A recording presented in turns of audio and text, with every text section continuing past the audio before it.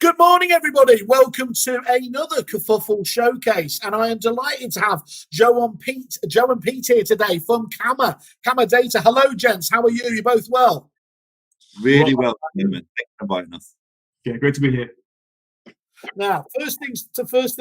You almost said that like you meant it, Joe. So well done. I get a little synopsis sent over to me by Sarah, which feels like a bit like a supplier Tinder. It gives me a bit of info. I know, don't hang up just straight away, guys. But I'll point out it seems like you and I, Joe, have had very different ideas of what to do in the lockdown. So your extracurricular accolades are a triumph of enthusiasm over ability. He has an amateur boxing record of 110 and completed both the Salient Challenge and the No Prep Trail Marathon during lockdown. I've managed to sign up for both Uber Eats, Deliveroo, and Just Eat. That's my challenge. And then Peter, to go all topper on Joe. You like extreme sports like cave diving, ultramarathon, skydiving, and you may even find him occasionally mudlarking around the Thames. Well, needless to say, that last one, yeah, I can avoid that. I don't think I really understand, but I know that's what I'm going to do the minute the London pubs are open and I'm back down there. But honestly, guys, you're making me look really bad here with all this extreme sports. Well, it's what you do, Simon. When the pubs close, you find other ways to entertain yourself, right? It's looking that way. So, guys, we obviously had you on. We were talking obviously about the top 40. Fantastic. Obviously, you guys were obviously included in the EA Masters top 40 there in terms of innovation ideas. Today is our full one though, where we want to find out much more about what you do here.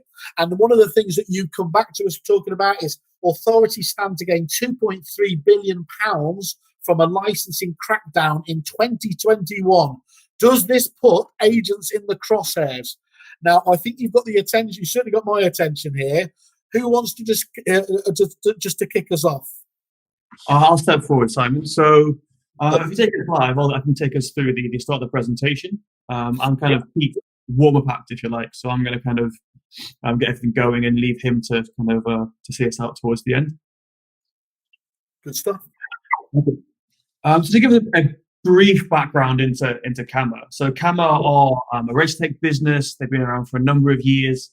And what we really specialize in doing is connecting the dots from disparate information sources. So we use a whole host of different methods to collect information from different places. We take it when it's like dirty, unstructured, hard to read formats. We pull it all into one engine and deliver simple answers on a simple front end. So the first place we've done this, the first place we targeted was property licensing, specifically because it's so confusing, such a kind of a challenging area to get your head around, and so changeable as well. So it changes a lot frequently throughout the course of a week, for example. There's one change every 8 days. It also changes based on where you're on the country. So different local authorities have different rules of what you should do at different times for different kinds of properties. So we've pointed our engine precisely at this area to solve that complexity for agents and actually for a kind of quite a wide range of different organizations and companies within the field. So for this, sorry guys, are there other questions or should you just correct me? No, I was just agreeing. Okay, that makes perfect sense. Yeah. Absolutely. So what we've got today is rather than just blather on about who we are, what we do, and why you should work with us, we're going to use some of our data, because we're a data-driven business. So we're going to use some of these stats to tell a story and talk to you about the latest landscape in 2021, hopefully give you some hints and tips on how you should be acting in order to minimize risk and maximize revenue opportunities.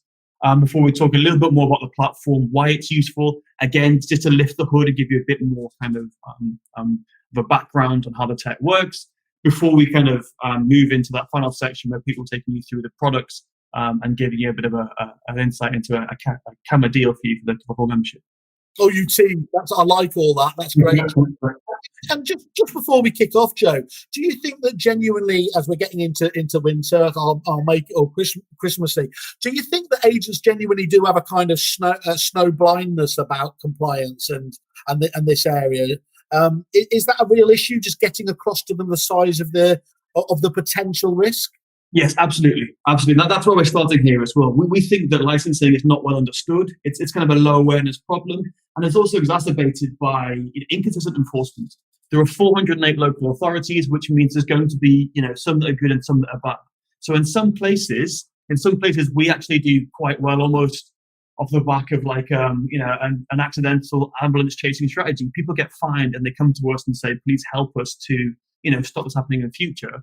In other places, people don't really realize they're under exposure with massive fines and massive risk.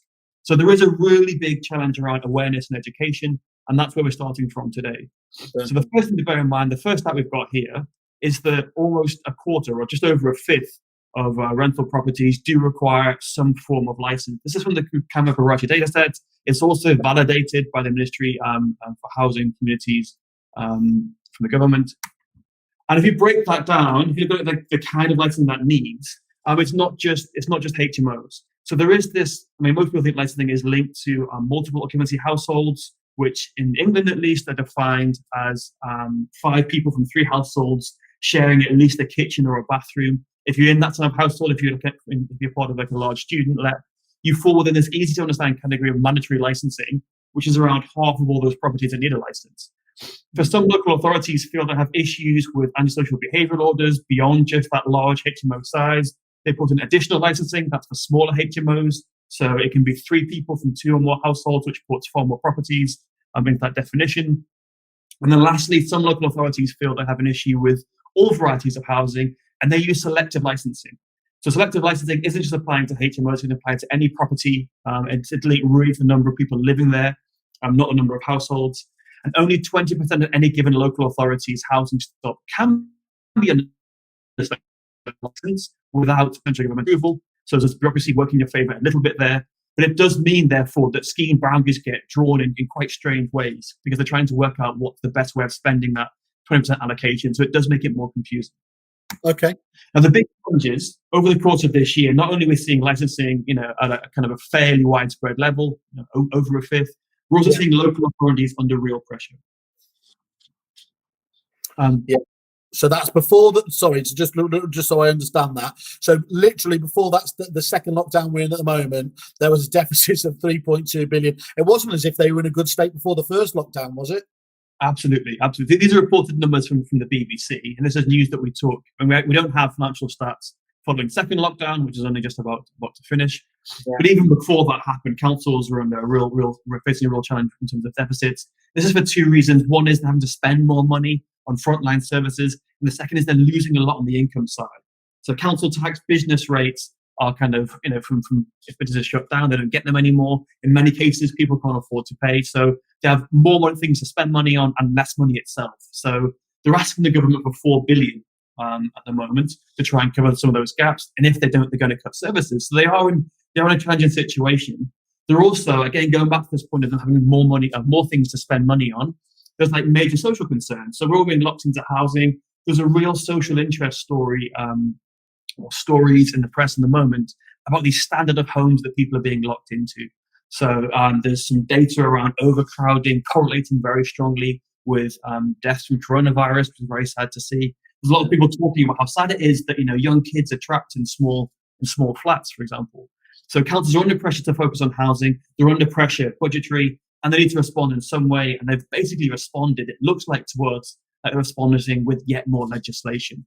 Yeah. So within our data set, we see a certain number of licenses per year, a certain number of consultations over the course of last year. I think it was something in the region of 1 new license scheme every 23 days.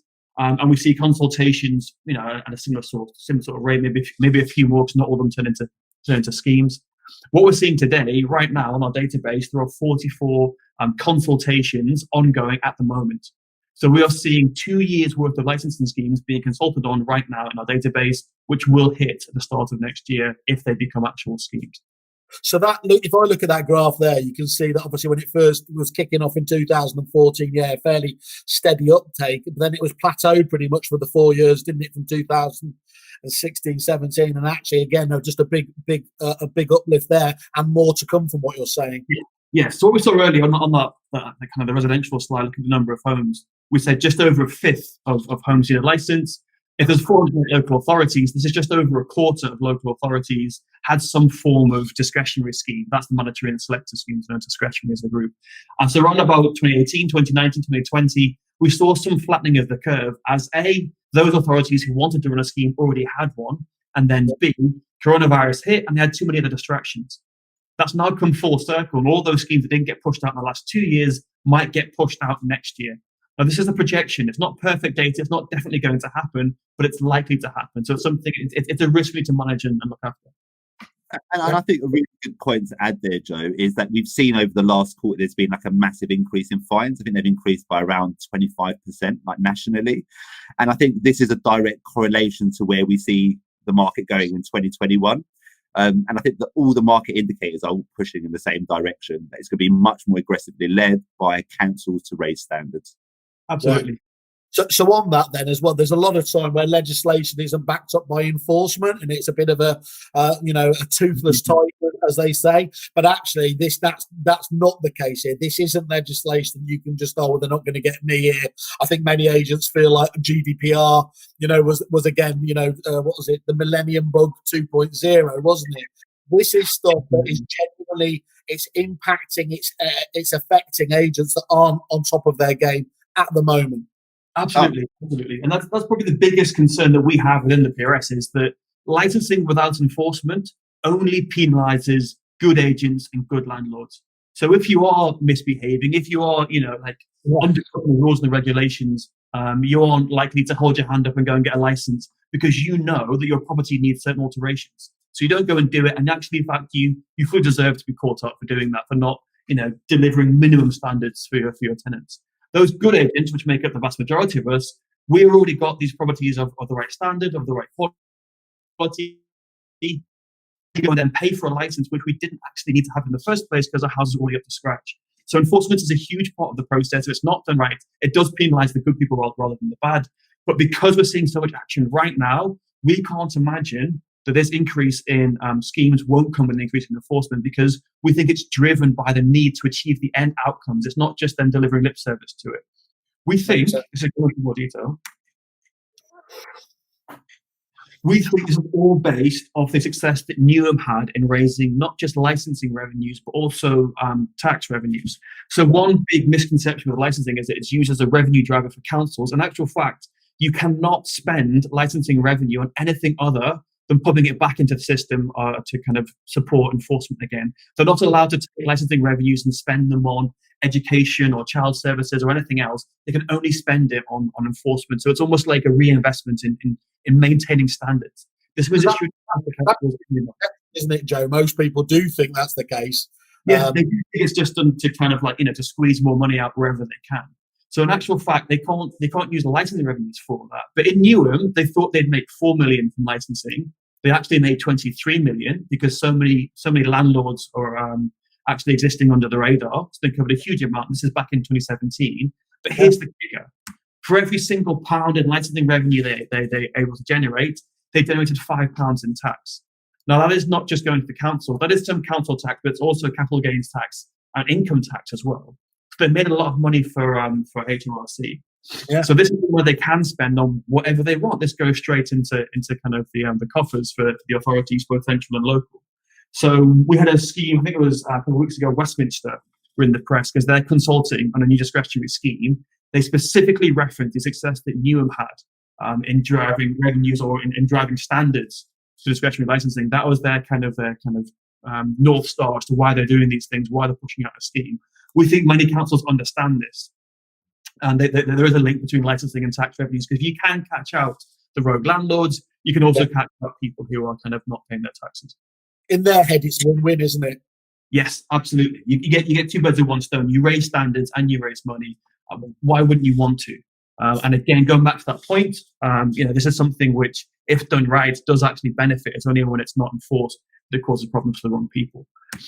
So this is the size of this is the headline for the webinar. This is what I'm talking about. So if you kind of carry through that same situation with Newham, where you're able to generate £5 in tax revenue from £1 license revenue, they made the 115 million, but nationwide we're talking about 1.9 billion. This is at a time when they're asking the authorities for 4 billion, as I mentioned earlier. They can cover half that amount themselves if they just effectively enforce. So why wouldn't they? It feels like an absolute no-brainer. We have seen local authorities not always follow through before. This time, I'm pretty sure they're going to. Okay, yeah, I think that's very succinctly highlighted why this is a thing, isn't it? Absolutely, absolutely. So the question to ourselves is, are agents at risk, and what can you do about it? So we'll talk a little bit about the Kamma platform. Some of this may feel like a bit of a pitch. We're going to talk, generally speaking, about some hints and best practices on what you can do with or without the Kamma platform to manage and to thrive in this more complex area. Yeah. So the first answer is yes, agents are at risk. I mean, let's not hide from it. I think the first thing to do is to kind of face up to reality. We track the London Rogue Landlord database, which lists every kind of fine and conviction against a rogue landlord. The fines imposed since it started a couple of years ago are over 6 million, and the vast majority, 74%, come from licensing-related issues. So if you look at all the reasons that a rogue landlord can be targeted, convicted, fined, the vast majority are because they don't have a license. Again, that's because a license is doing its job. It's there to make sure that people can be caught out for not hitting certain regulations, not hitting minimum standards. So it shouldn't necessarily be a surprise, but it's worth underlining that licensing is the biggest threat when it comes to getting fined, and the fines aren't always small either. So the per breach fine, the average is 4,444 for an agent, but the largest fine was 167,000 because there's multiple breaches within one property. And the agent, in that case, I'm pretty sure, could have been fined out of existence. Yeah. But it's a big deal. The monies can be extremely painful. The last point here is that actually agents get fined more than landlords. That just jumped out at me there. That's almost like, that's staggering, really, isn't it? These are the average. This isn't us. This isn't our opinion. This is fact. This is our data that we've tracked. That's published by the Mayor of London. Looking, just averaging out. This doesn't mean the fine the average they do have to pay are higher. And this is kind of a key point here, because a lot of agencies don't realise they're actually jointly and severally liable for holding a license if they manage a property on behalf of the landlord. So they are just as likely to get fined for one breach, but their fine's going to be higher. Yeah. I don't really have a kind of a strong hypothesis as to why this is. Maybe they feel agents are easy to get hold of and more likely to pay. I don't know. But again, it underlines the point. This is something agents have to take seriously. Yeah. And again, just to make that seem a little bit worse, you got to bear in mind that the biggest fine to date of a landlord was 100,000, of an agent was 167,000. There's also the opportunity cost. We don't talk enough about this. In fact, local authorities don't care about this at all because it's not their concern. But again and again and again, we see agents having to spend huge amounts of time focusing on getting compliance right, therefore not spending time on the front line driving revenues for their business at a time they need it most, because compliance is so painfully complex and confusing.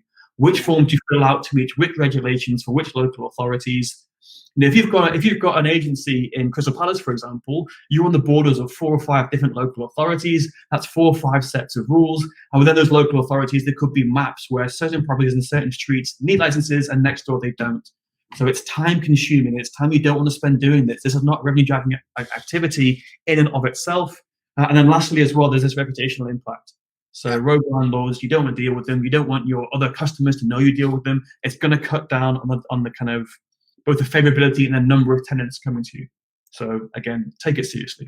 I just wanted to come in there, Joe, just in regards to like the reputational impact. I think it really gets overlooked.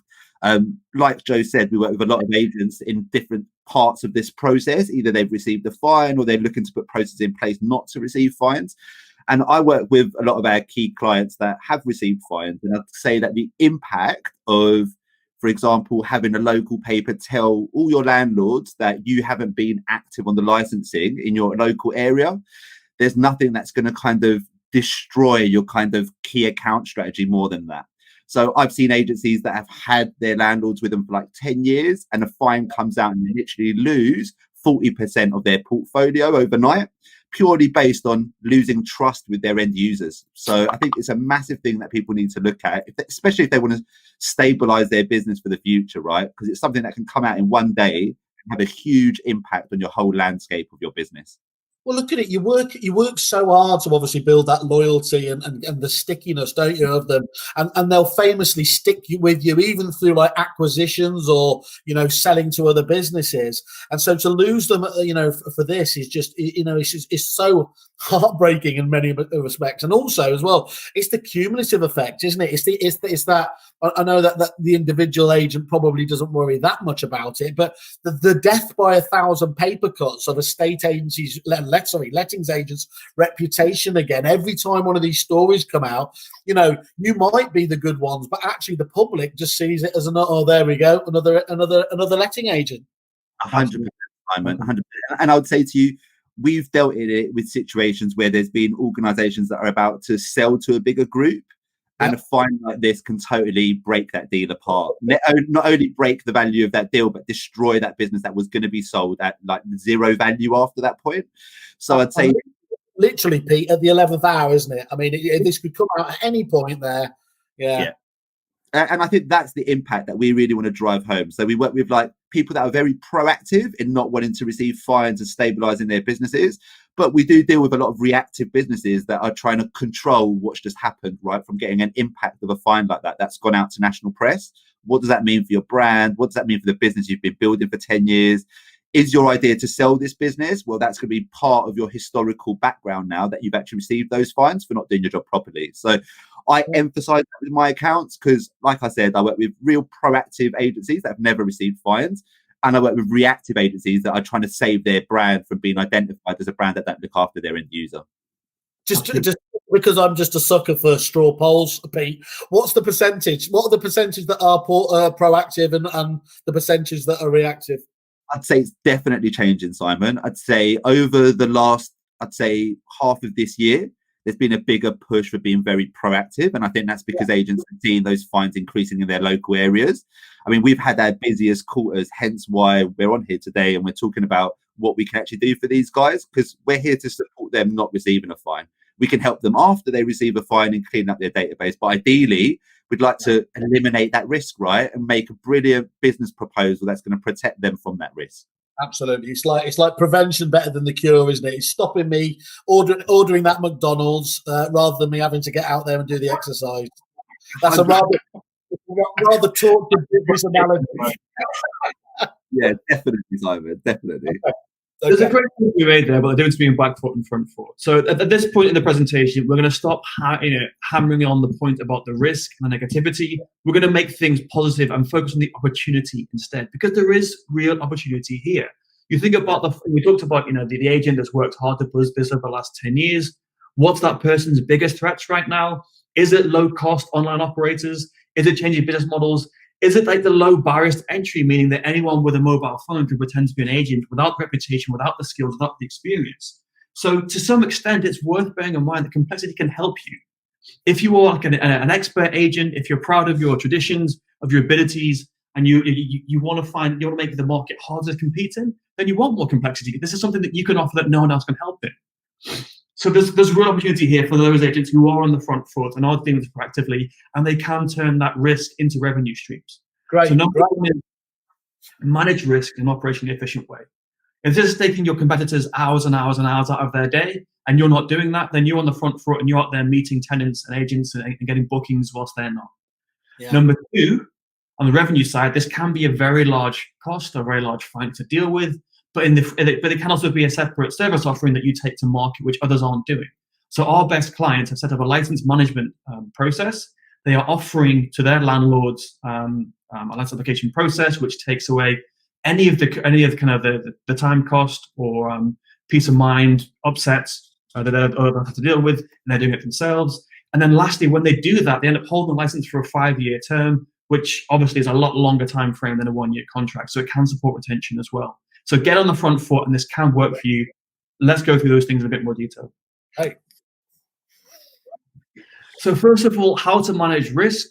There's kind of a right way and a wrong way to do this. The wrong way is just to spend hours and hours and hours on the phone to the local authority trying to get a proper read on what's going on. So what we've done instead is build a platform. We talked about this earlier. The Kamma platform specializes in taking information from all over the place, taking it from different sites, taking it from different sources, taking it in different states, and kind of scanning it and pulling it together, crunching it, normalizing, correcting, validating, and integrating it into one platform, although it can give very, very simple and straightforward answers. This is what we do. This is what we specialize in. This is the platform that we've raised a substantial amount of funds to invest in and build. And this is something that we can do very quickly and easily. One of the things we do particularly well is map things down to the address level. So without wishing to dwell too much, we have seen some kind of CRM platforms or some kind of more basic data providers saying they can do the same thing that we can do, and they can never do it in quite the same way. So often these tools will tell you, okay, that local authority is running a licensing scheme. What do you do next? You have to get back on the phone and talk to them anyway. So it's still that time suck. What our tool does is it maps things down to the address level. Now, this is actually much more complex than it really sounds. It's very hard to understand where a scheme ends and finishes. We've got clients that have 2 properties in the same street. They've checked licensing requirements for one property, found they didn't need one, thought they were fine on both, and actually got fined for the second one. So at some point with these, especially with the discretionary schemes, they're going to draw a line in that road, and whether you're on the right or wrong side of that line, you're exposed to it or not. So our tool, to be effective, to support the clients we've got, we have to be right at the local address level. It means the risk is dramatically reduced, and it means the time cost is dramatically reduced as well. So it's accurate to the address, accurate to the minute, and it keeps you operationally efficient. Excellent. And we've worked on these things, and this title I love to share because I found it so surprising. I think it was from a Good Lord publication. They talked about legislation and compliance being the number 2 concern of letting agents after COVID-19. And this shocked me because I can't imagine anyone else thinks about compliance. It's such a dry, boring subject. Why is it keeping you awake at night? And especially when you bear in mind, if you compare, an agent to a normal, to kind of an average person in the population, what makes them different? I think they're more commercial. There's a commercial mindset. You're chasing the goals, chasing the targets, trying to deliver. So why isn't kind of supplier price increases or competition or from business models or property prices? Why aren't they bigger concerns? And I think it's precisely because we aren't compliance managers by trade, and therefore it's something that we're not naturally, designed to deal with and build with. So what we say is, let us focus on this. Spend your time instead focusing on setting up this license application schemes, and let the money kind of quite quickly roll in. So take the time you would have spent on the phone to councils, spend it setting up new service offerings, and you do and therefore turn risk to revenue. If you've got, say, 200 properties, that can be 20 minutes per property on the phone, or it can mean £400 per application, getting you 80 grand, which isn't going to keep you, it's not going to kind of double the size of your business, but it's a very nice extra chunk of money at times when things are quite tight. So just on that, Joe, just while we have a look at that, just obviously it's just a bit small on the screen. So let me just talk you through. So which of the following things are you most concerned about in terms of their effect on the lettings industry? Top, unsurprisingly, with 47%, we have the ongoing impact of COVID-19. Second, as you highlighted there, 28% saying legislation and compliance. Property market volumes at 9%, way behind actually at 9%, and property prices just behind that at 7%. So it is instructive, isn't it, that at least this is in the forefront of people's minds, and echoes what you were talking about, Pete, that they are getting much more aware about this. Yeah, absolutely. And our hope is, we saw earlier that 74% of fines come from licensing. So if we can deal with 74% of that angst and aggro and that distraction from core business activities, it'll make us very happy. Yeah. Okay. We talked about the 5-year commitment you get from a license as well. Again, we've got some more stats. We like to use data. We're a data business, and rather give our opinion. This is a landlord today. It was as a result of the pandemic. Are you more or less likely to use a letting agent in the next 12 months? This was asked of landlords, and 57%, almost 60%, said they were less likely. And again, with this is kind of a hard stat to read, if you like. If you think about the drivers behind it, I think too many landlords are too transactional in the way they think about their agents. They think in terms of how much does it cost, how much does it save, how much does it make in terms of the extra amounts you might get on the contract, and how much time do I get back in my day, or how much peace of mind do I get.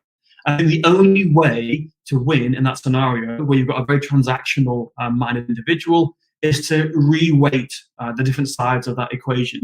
Is to make the transaction equal working with you rather than working against you. So if you can take some of the time cost of having to secure a license, if you can work with and deliver peace of mind, if you can hold it for 5 years, then all of a sudden, if they want to switch agents or go back to being self-serve, they've got to apply for license themselves, they've got to pay more money, and the transactions re-rated back in your favor. So holding license can be a big benefit, especially for retention. Great. All right. So that is it from the data and followership side. We've now got Pete to take you the last few sides about the Kamma approach. Thank Over to you, Pete. Thanks, Joe. So Joe's actually covered a lot of what our system does, but I think just to give you kind of a really simple overview. So we aggregate, we cleanse, and we map every UK property licensing scheme and every council register across the entirety of the UK.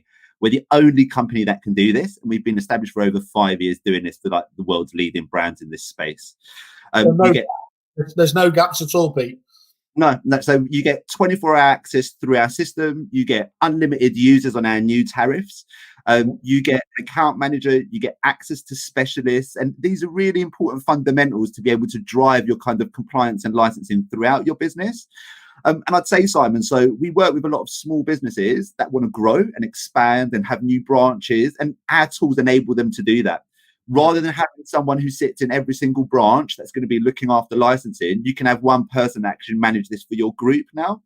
And also it's about building expertise through these people. It's not about, researching these council registers. They can be an absolute nightmare. I mean, I speak to people that do this every day, and they'll say to me, like, one application can end up taking 2 hours because there is no definitive answer. We can help you get that definitive answer instantly. So, and I think that's a really huge part of what we do. It's about stabilizing your portfolio, keeping it safe, eliminating risk for your business and for your end users. And I'd say really importantly is that you have to ask yourself, like, why you're in business, And I think we work with a lot of businesses that are looking to sell, right? Looking to expand. Some not, some looking just to have a real quality driven business that that they look after. And we can help you do that. So we've got training programs in place to make sure that your guys become specialists in looking after the licensing and compliance. You get 24-hour access. You're able to upload your entire database and get a quick overview, so like a health check view of what's in license and what isn't. You're also able to use it on like a pre-tenancy checker. So you get a landlord that comes in who's just purchased a new property. Do you want to be informed about what he needs to do? Or is that not important to you? And I'd say if it's important to you, then you use a system like this, right? Because it adds value and it's all about providing a better quality of service all round for the people that are actually renting these properties, for the landlords that actually own the responsibility, and for the agents who are there to be the educator of all. And I think this is what our platform enables them to do. Excellent. Absolutely, Pete. And at its core, and it takes points and gives us an instant answer, which you can see in front of you at the moment. Yeah, and I think really importantly, I think we don't touch on this enough, but people see licensing as kind of something they want to not go next to, so should we say, they want to step away from licensing. And I'd say it's all about stepping towards licensing. I work with some major groups that avoided licensing as an external fee application or anything like that, as an external service. They didn't want to touch it. If we all look at the market today, I don't think there's one letting agent or landlord that's watching this video today that doesn't see that next year is going to be a really different year from the historical years we've had. Okay, you look at lenders, there's going to be more buy-to-let, mortgages coming out next year than there has been in the last 5 years. COVID has massively affected your first-time buyer market in the sense of how easy is it to actually fund these residential mortgages? It's quite difficult now due to what people have gone through in the last 12 months. Yeah. So buy-to-let is going to be a huge boom. You're going to see a lot more HMOs hitting up and down the country, a lot more licensing schemes, and a lot more fines. But what I'd say to you, Simon, is for the businesses that really take this on, this is a revenue driver.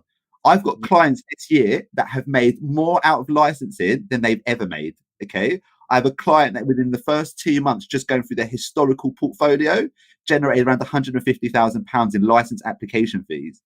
This now sits as a new KPI in a world that's shrinking because of COVID. They've actually got something that's booming, right? And you'll see a lot of the major groups that would have stepped away from things like HMOs. You're definitely going to see a huge uptake in all those groups come next year. So, and a big reason is a lot of those guys are now using our system so that you can manage that HMO process. But it's not just HMOs. Like, people think that licensing sits all about HMOs. It doesn't. You can have a selective scheme in an entire area, which is totally based, if a license is needed, on the amount of occupants that live in that property and what type of property that is.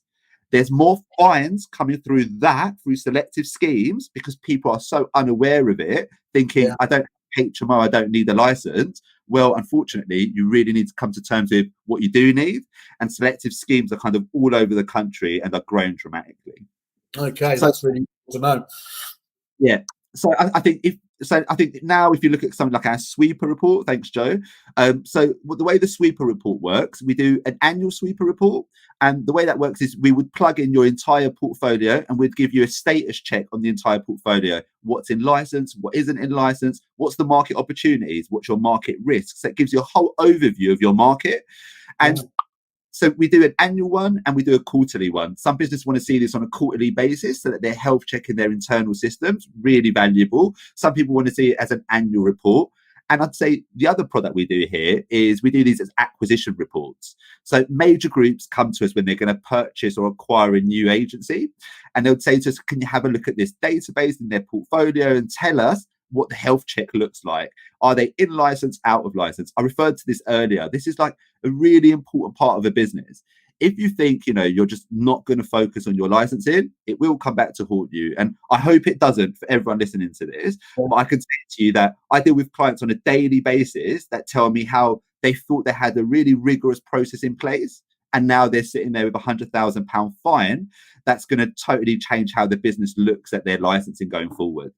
And I think what we do is we provide a really cost-effective service for small and medium and large. So you hear me talk about large clients, and I'd say I work with a lot of small agencies that sell to large groups, and I work with a lot of small and independents that are running a high quality service.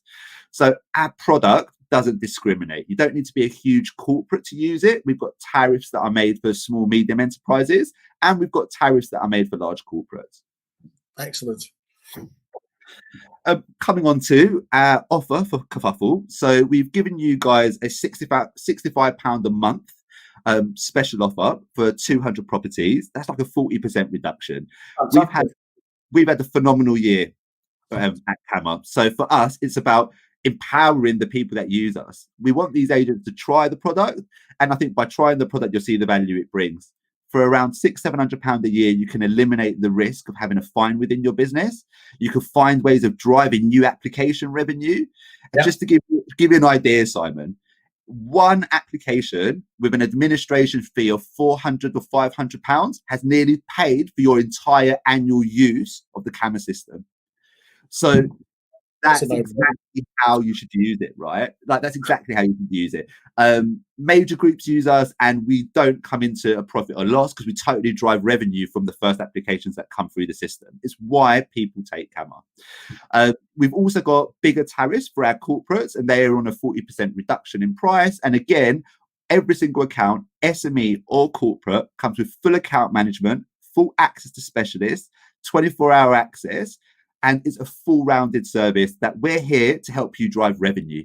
So even our SMEs, Simon, they get a market impact on how to email out to letting agents to drive application revenue. We take all the complexity out of this process, and we allow our agents to drive revenue. It's why we have such a high retention rate, Simon.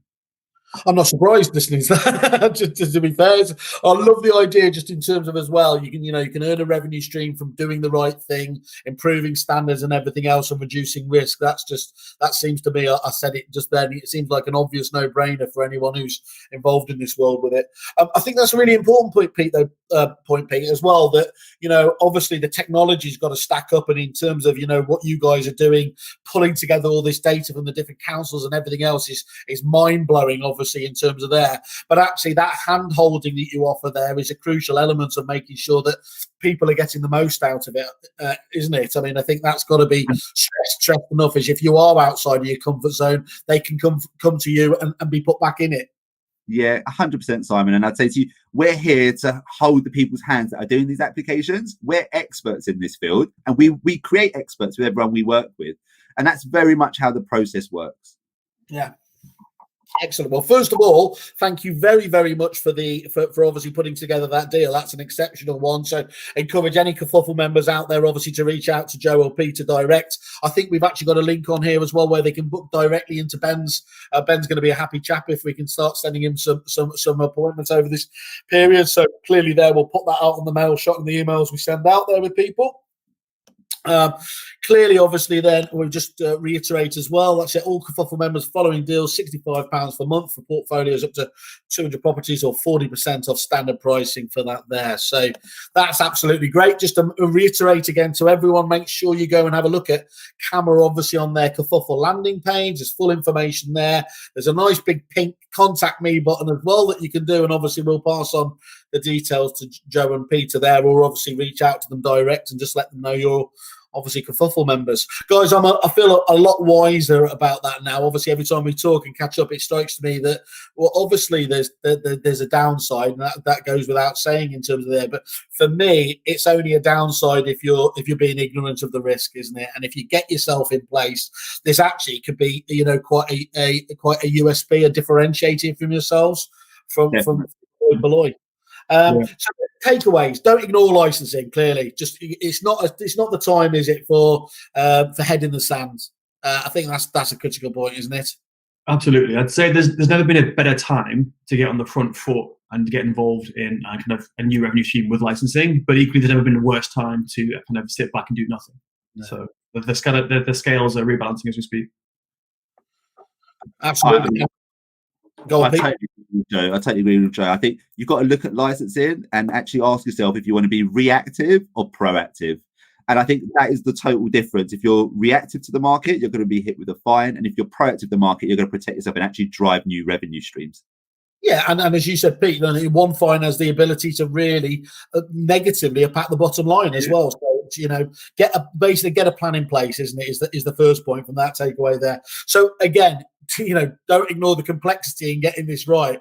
I don't even understand the title, but I know that you recruit loads of very highly talented geospatial engineers. So our CTO, he was kind of an early innovator. He worked on the Yahoo Maps, which predated Google Maps as well. And now, he'll corner you and talk about maps and address resolutions until your ears bleed. But it's a complex area to get right, and that's why we've invested so much. We work with some of the best investors in prop tech as well, and we invest all that money in building the platform.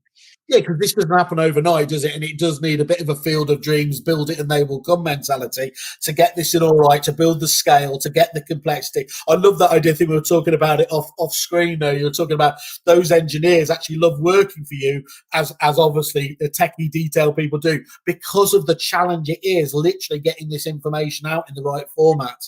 To pull this information from so many different sources, test their skill sets, which of course people like that tend to love, don't they?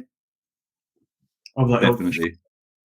And the final point, and obviously this is going down to for your point, Pete, obviously with the conclusion you had, see it as an opportunity. It's like, yes, there's things to the first 2 points, and make sure you keep looking over it and keep making sure you're doing the right thing. But don't forget that this can work for you rather than against you in terms of a cost point of view. You're 100% right, Simon. So we have market impacts to assist these guys. They don't need to worry about the messaging. We take that all away from them so that they can drive this really proactively. Excellent. Good. Well, guys, thank you very much for that, taking the time to explain to us again. Just to remind everybody, of course, we'll be sharing out in the normal places, and this will be up on Kamma's landing page there. So if you need to find out more as well, of course, please share this with your colleagues, and certainly they'll understand a bit more about it. Joe, thanks very much for that. It's that really is has helped me understand much more the size of the challenge, but also the opportunity there. That's great, Simon. Thanks for your time. Appreciate it. Joe, thank you, Peter. Have a great day. Take care.